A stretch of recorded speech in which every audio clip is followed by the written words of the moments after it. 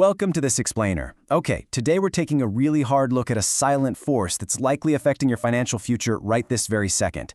Imagine for a moment that you have exactly $10,000 just sitting there in a traditional savings account. I mean, it looks fine, right? It feels perfectly safe. But just like burying cash in a coffee can in your backyard, what feels safe might actually be the exact thing holding you back. So what is your $10,000 really worth? You know, at the end of the year, you check your bank statement and it still proudly says $10,000. Maybe you even earned a tiny bit of interest. But here's the uncomfortable truth.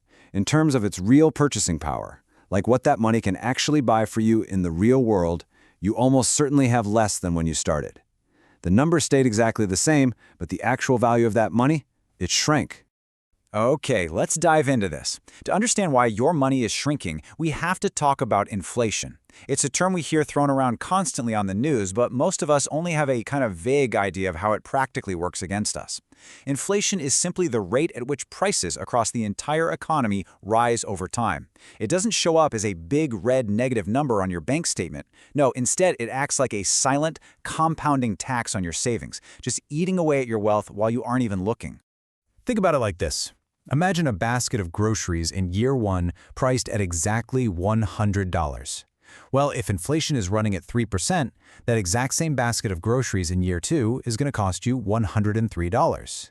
Your original $100 bill literally buys less, simply because time passed. Now, the U.S. Federal Reserve actually targets a 2% annual inflation rate as a healthy baseline. But with recent rates sitting higher, even a mild 3% inflation rate has absolutely massive consequences. Just watch how this silent tax compounds over time. If you have $100,000 today, in 10 years, its real purchasing power decays to roughly $74,000. In 20 years, it's down to about $55,000. And in 30 years, your initial $100,000 only has the purchasing power of roughly $41,000. Seriously, let those numbers sink in for a second. There was no market crash here, no bank failure, no fraud, just time acting on cash left in a standard account. That is a $59,000 loss, a devastating loss of purchasing power over a 30-year period on a $100,000 balance. You didn't lose a single penny on your actual bank segment, but you lost the equivalent of 59 grand in real-world buying power. And crazy enough, this happens simply by leaving your cash in an account paying next to nothing, while the cost of living just continues to march upward. And that brings us to the trap so many of us fall into. Right now, the national average annual percentage yield, or APY, on a traditional savings account is hovering somewhere between 0.4 and 0.6%. Let's just call it 0.5% for easy math.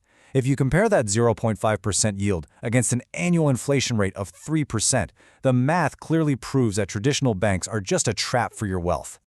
The absolutely crucial takeaway here is this negative 2.5% real return. When you subtract a 3% inflation rate from your 0.5% interest rate, your real return, the actual change in your purchasing power, is profoundly negative.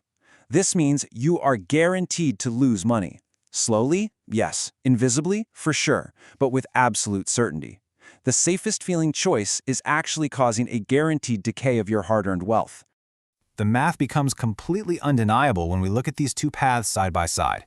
Imagine you have $50,000. Put it in a traditional savings account at 0.5% for 10 years, adjusted for a 3% inflation rate, and you experience a silent, real purchasing power loss of $11,000. But put that exact same 50 grand into a high-yield savings account earning 4.5% over the same decade, you actually generate a real gain in purchasing power of $8,000. I'm going to pause for a second to let that reality really sink in. $19,000. That is the difference between those two choices. It's the exact same starting amount, over the exact same time frame, battling the exact same inflation rate. Yet the seemingly innocent choice of where you parked your cash cost you 19 grand in real wealth. That's the cost of sticking with the bank your parents use just because they gave you a free toaster when you opened the account. Okay, so what do we do about it? Section 2. 5 ways to fight back. Here is our tiered playbook ranked from immediate short-term cash to long-term wealth building. High-yield savings accounts, I-bonds, TIPS, real estate or REITs, and finally, broad index funds. Let's start with Method 1 high-yield savings accounts, or HYSA. This is the absolute minimum standard for your emergency fund right now. If your short-term cash is still sitting in a traditional savings account earning 0.5%, you got to move it to a high-yield account backed by the FDIC. We're talking about places like Ally, Marcus by Goldman Sachs, or SoFi. They have no minimum balances and no monthly fees. And the reason why is simple. These risk-free accounts are currently yielding between 4 and 5% annually. That means your money is federally insured, completely risk-free up to $250,000, and most importantly, it's successfully outpacing our average inflation rate.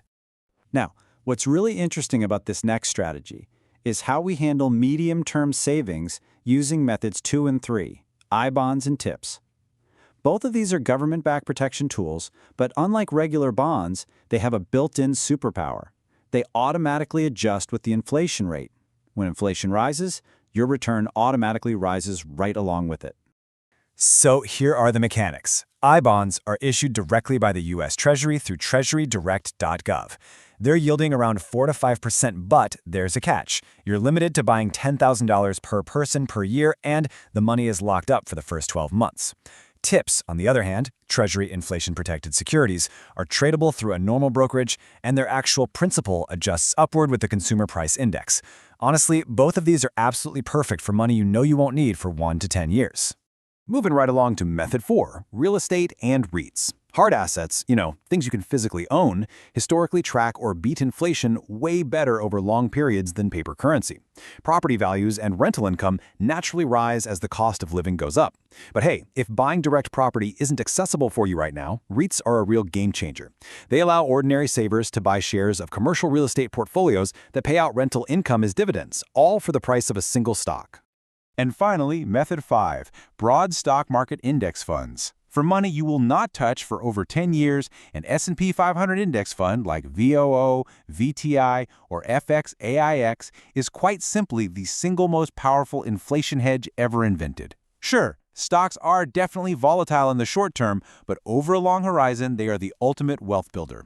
Look, historically, the stock market has returned approximately 10% annually over the long haul. If inflation is hovering around 3%, that means your real return is roughly 7% above inflation. At that pace, your real purchasing power roughly doubles every single decade. It's the engine that actually grows your wealth rather than just protecting it.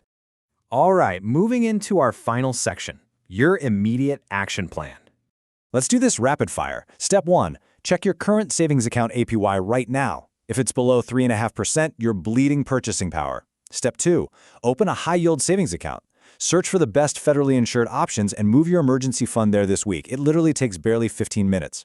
Step 3, if you have cash beyond your emergency fund, explore I-bonds on treasurydirect.gov for zero-risk inflation-adjusted returns. And Step 4, any cash you don't need for a decade should be put to work in broad index funds. If you want a simple rule of thumb to sum up this whole shebang, remember this. Your emergency fund belongs in a high-yield savings account. Your medium-term money, cash you need in 1 to 10 years, belongs in TIPS or I-bonds. And your long-term money, anything over 10 years, belongs in index funds. Financial security doesn't come from avoiding cash entirely. It comes from matching every single dollar to the exact right account, time frame. So as we wrap up this explainer, I want to leave you with this final provocative question. Are you making sure your money is working as hard as you are? Inflation isn't just a headline. It's a silent tax on your inaction. The people who truly build financial security aren't necessarily the ones with the highest salaries. They're the ones who understand exactly where their money is sitting. That understanding is your greatest financial edge. Use it. Take action today and make your money win.